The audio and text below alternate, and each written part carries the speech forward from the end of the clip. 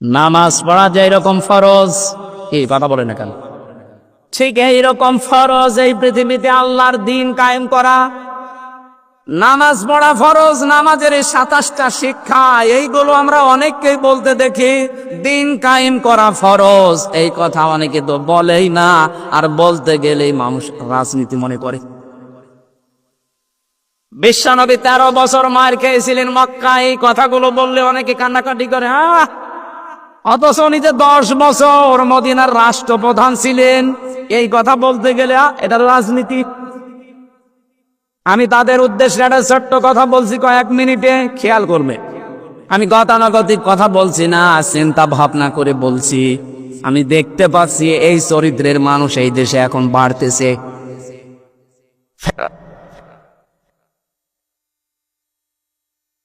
ফেরাউন যখন ডুবে যাচ্ছিল, ওই সময় কিন্তু আল্লাহর একত্ববাদের ঘোষণা দিয়েছে।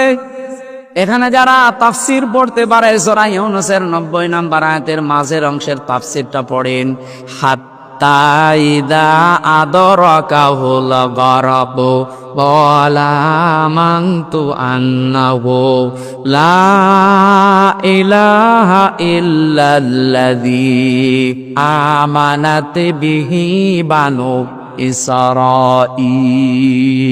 এ পর্যন্ত আল্লাহ বলেন যখন ডুবে যাচ্ছিল তখনও ঘোষণা দিয়েছে, আমি ঈমান আনলাম ওই আল্লাহর উপরে যার উপরে বনি ইসরায়েলরা ঈমান এনেছে।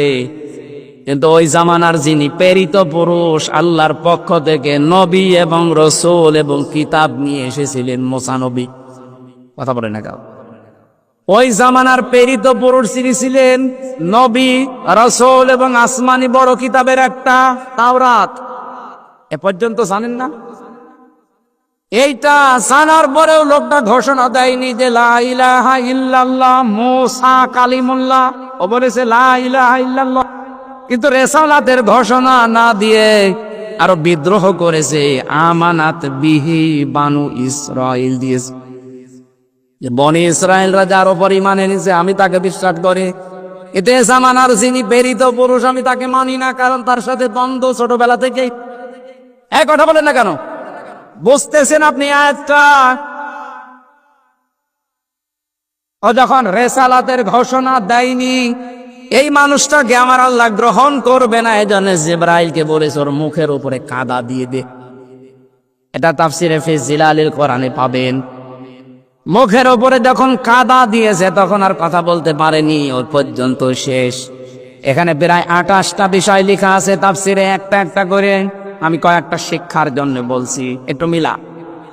এই লোকটা কিন্তু আল্লাহর একাত্মবাদ বিশ্বাস করেছে, ঘোষণাও দিয়েছে, কিন্তু রিসালাতের ঘোষণা দেয়নি। আজ বাংলাদেশ, ভারত, পাকিস্তানে অনেক মুসলমান আমরা দেখতে পাচ্ছি।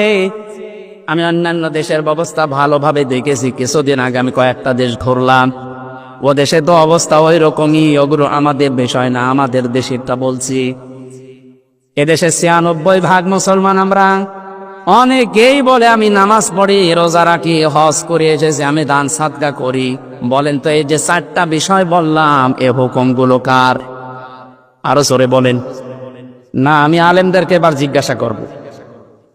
পেছনে কথা বলছেন না, কথা বলেন, মাফ করবেন, কথা বলবেন না। এদের 4টা বিষয় বললাম, লোকজনকে জিজ্ঞাসা করলে বলবে আমি নামাজ পড়ি, রোজা রাখি, হজ করে এসেছি, দান করি। এই 4টা বিধান কার? এই 4টা হুকুম কার? আরো জোরে বলেন কার? আপনি তো এই কথা বলেন, স্বীকারও করেন যে আমি তো মানি। এদের রাসূলের 10 বছরের জিন্দেগি, যেটা তিনি রাষ্ট্র চালিয়েছিলেন রাষ্ট্রপ্রধান হয়ে। আরে ভাই, রাষ্ট্রপ্রধান হলে রাজনীতি করা লাগে না? কথা বলেন না কেন? এইটা করে উনি যখন রাষ্ট্রপতি হলেন, দেশ চালালেন 10 বছর, এই কথাগুলো যখন সামনে নিয়ে আসা হয় তখন বলে এটা তো দুনিয়ার বিষয়, এটা রাজনীতি। আল্লাহর কসম, এরকম মনোভাব যাদের, তাদের মরণ হবে ফেরাউনের মতো। নেন এবার কোন হুজুর নিয়ে আসবেন আয়াতের ভুল বের করে। যদি দেখেন না ভুল ধরার কায়দা নেই, তাহলে আপনাকে মেনে নেওয়া লাগবে। আল্লাহর বিধান আপনি যেইভাবে মানেন, রাসূলের বিধানও ঠিক ওইভাবেই মানা লাগবে। কারণ রাসূলুল্লাহকে আল্লাহ শরীয়ত প্রণেতা বানিয়েছেন। আপনি যদি কিয়ামত পর্যন্ত বলেন লা ইলাহা ইল্লাল্লাহ মুহাম্মাদুর রাসূলুল্লাহ স্বীকার না করেন, আপনি মুসলমান না। এই কথা বলেন না কেন? সুতরাং লা ইলাহা ইল্লাল্লাহ ফেরাউনের মতো আপনি মানেন, বিশ্বাস করেন, কিন্তু এই জামানার প্রেরিত পুরুষকে মুহাম্মাদুর রাসূলুল্লাহ কিয়ামত পর্যন্ত তিনি। সুতরাং তার আদর্শ যদি কেউ না মানে, তার কথা বলতে গেলে রাজনীতি মনে করে উড়িয়ে দেয়, আপনি বিশ্বাস করে নিতে পারেন আপনার মরণ হবে নামাজ পড়ে, রোজা রেখে, হজ করে, দান করেও ফেরাউনের মতো। আমি এর নিচে আর নামতে পারলাম না। এরপরেও যদি কেউ না বোঝার ভান করে বসে থাকেন যে যা বলে বলুক, আমার দরকার নেই, যার আপনি বাড়ি চলে যান।